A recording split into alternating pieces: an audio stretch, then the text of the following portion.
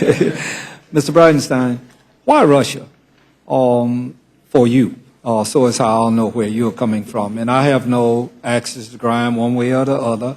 I certainly, having spent a considerable amount of time in a significant number of countries around the world, I perceive that there is in the minds of some this notion about Russia. But why would we need, and I might add, I believe that what you're requesting is, to a relative degree, having served on the Intelligence Committee and not having served on armed services, but being conversant with some of the actions here over the course of years, there's always a study going on with reference to the military power and intentions of countries' legion. But why Russia with you? Well, when you look at the layout of the world, certain countries are a lot more powerful and a lot more aggressive than other countries. Certain countries control energy. Certain countries have more money.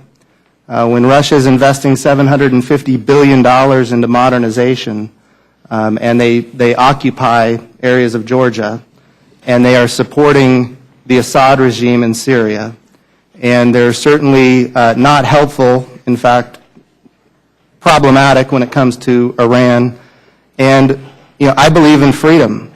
And when you have Eastern European countries that want economic freedom, that want to maintain independence, and they have their energy supplies turned off in the dead of winter, which is a human rights violation, in my opinion, and you have Russian generals threatening nuclear war if these Eastern European countries cooperate with any missile defense technology. It's interesting to note that the Russians are modernizing their offensive nuclear capability, and if anybody wants to defend themselves, then Russia immediately threatens nuclear war. All right. This is not a regime that we need to take lightly as a nation, and we as members of Congress should be considered. And all I'm asking for here is a report.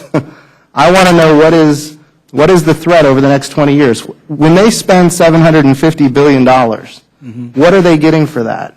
And how are we postured, especially when you consider that their president, Vladimir Putin, he's out there talking about how one of the greatest problems in his country is the fact that the Soviet Union fell apart, and we in America believe in freedom.